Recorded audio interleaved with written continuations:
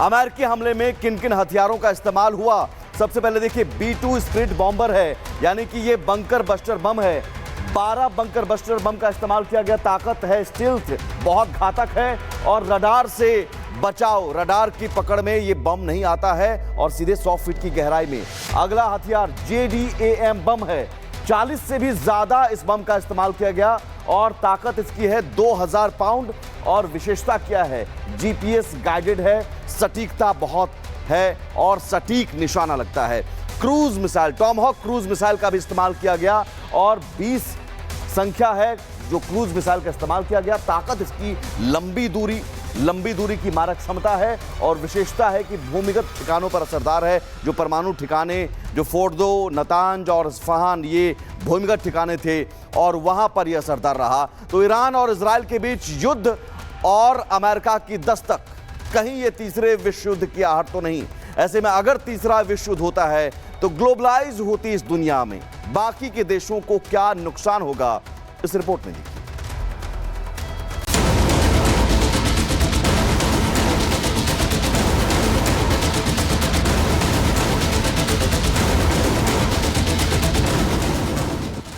क्या दुनिया तीसरे विश्व युद्ध के मुहाने पर खड़ी है? क्या दुनिया दो धड़ों में बंटने वाली है?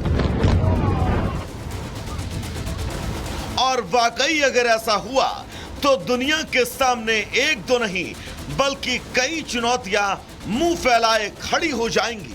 और यही वजह है कि भारत ने जब इस युद्ध के बीच ईरान से बात की तो शांति और स्थिरता पर जोर दिया, क्योंकि अगर ईरान और इजराइल का युद्ध नहीं थमा तो एक दो नहीं कई संकट दुनिया के सामने होंगे।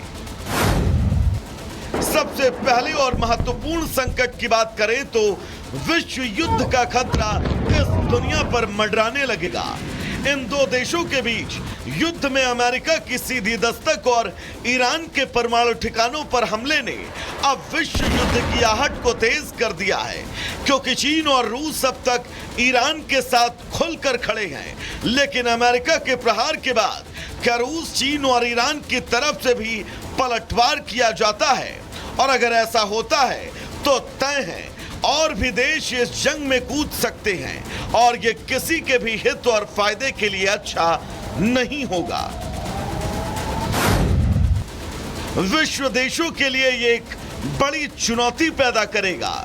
ईरान इजराइल युद्ध और विश्व युद्ध की आहट, ऐसे में दुनिया के बाकी देश किस धड़ में जाकर खड़े हों, यह भी सभी देशों के लिए चुनौती बन गया है, क्योंकि एक तरफ इजराइल और अमेरिका खड़े हैं जबकि दूसरी तरफ ईरान, रूस और चीन। ऐसे में किस धड़ में कौन से देश जुड़ते हैं ये कहना अभी बहुत मुश्किल है, क्योंकि ज्यादातर देश इस वक्त ऐसे हैं जो इन संघर्षों के बीच अब तक तटस्थ नजर आए। विश्व युद्ध अगर होता है तो सीधा आर्थिक नुकसान दुनिया को झेलना पड़ेगा। अगर विश्व युद्ध के हालात बनते हैं तो ऐसे में आर्थिक चुनौतियों से जूझना कोई नई बात नहीं होगी। रक्षा खर्च में बेहिसाब बढ़ोतरी, बाकी देशों की तरफ से व्यापार मार्गों पर प्रतिबंध, ये तय है महंगाई आसमान को छू जाएगी। अब जब ईरान, रूस और चीन से बात कर आगे की रणनीति तैयार कर रहा है, इस बीच ट्रंप की ईरान को धमकी, ये सब क्या वाकई तीसरे विश्व युद्ध की आहट है? क्या वाकई दुनिया अब तीसरे विश्व युद्ध के संकट से जूझने वाली है? क्योंकि ईरान, अमेरिका और इजराइल के रुख से यह बिल्कुल साफ है कि फिलहाल ये रुकने वाले नहीं हैं। Bureau report, Republic Bharat. Middle east में छिड़ी जंग पूरी दुनिया को प्रभावित करने लगी है। कई देश हैं जो ईरान से हमदर्दी दिखा रहे हैं, तो कई ऐसे देश भी हैं जो अमेरिका के पाले में खड़े हुए दिखाई दे रहे हैं। मानो ऐसा लग रहा है कि दुनिया दो हिस्सों में बट गई है। देखिए आप भी अमेरिका के हमले के बाद कौन से देश के साथ खड़ा है ईरान, और ईरान के खिलाफ कौन खड़ा है, यहां देखिए।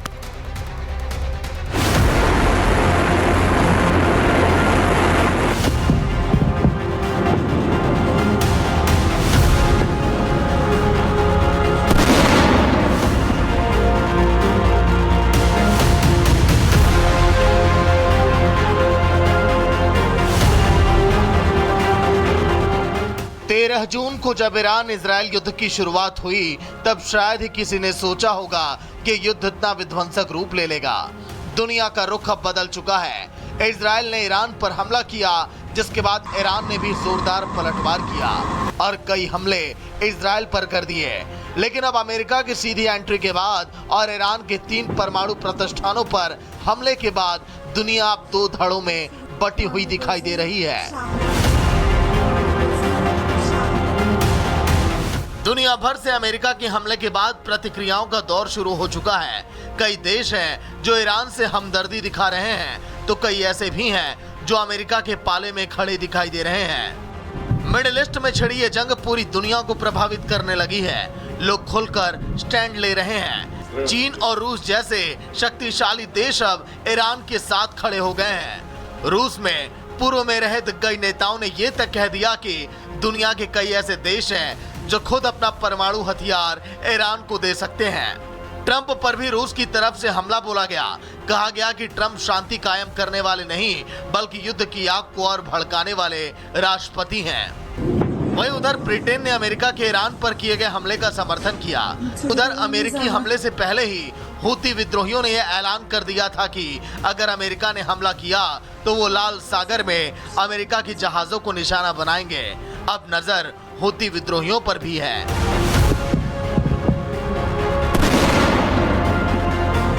कल तक ट्रंप के लिए नोबेल पुरस्कार की मांग करने वाले पाकिस्तान ने भी अमेरिका के हमले की निंदा की और पाकिस्तान के विदेश मंत्रालय की तरफ से कहा गया कि अमेरिका ने ईरान पर हमला करके अंतर्राष्ट्रीय कानूनों का उल्लंघन किया। वहीं ईरान के विदेश मंत्री भी अब रूस पहुंच चुके हैं और ये कह दिया कि अमेरिका ने कूटनीति को तार-तार कर दिया है।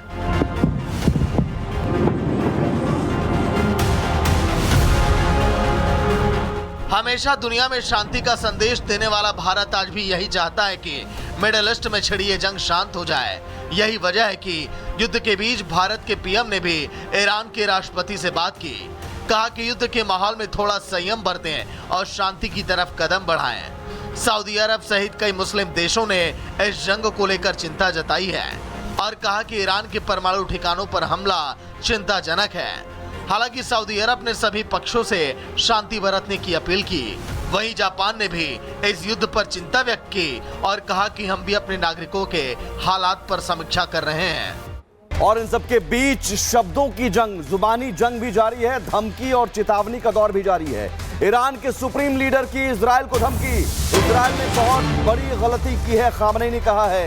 इजराइल को सजा मिलनी चाहिए, दुश्मन ने बड़ा अपराध किया है। खामनेई सुप्रीम लीडर लगातार चेतावनी दे रहे हैं, धमकी दे रहे हैं। और हालांकि ये गिदड़-भभकी भी हो सकती है, इसे आप गिदड़-भभकी भी कह सकते हैं, क्योंकि लगातार कल हमले के बाद से लगातार इस तरह की धमकी भरी भाषा का इस्तेमाल हो रहा है। बार बार कहा जा रहा है, अमेरिका को भी धमकी दी गई और अब इजराइल को भी धमकी दी जा रही है कि इजराइल ने बड़ी गलती की है, इजराइल को बड़ी सजा मिलनी चाहिए, दुश्मन ने बड़ा अपराध किया है। खामनेई का ये कहना है, सुप्रीम लीडर खामनेई, जो कि अपने 3 उत्तराधिकारी को नियुक्त कर चुके हैं।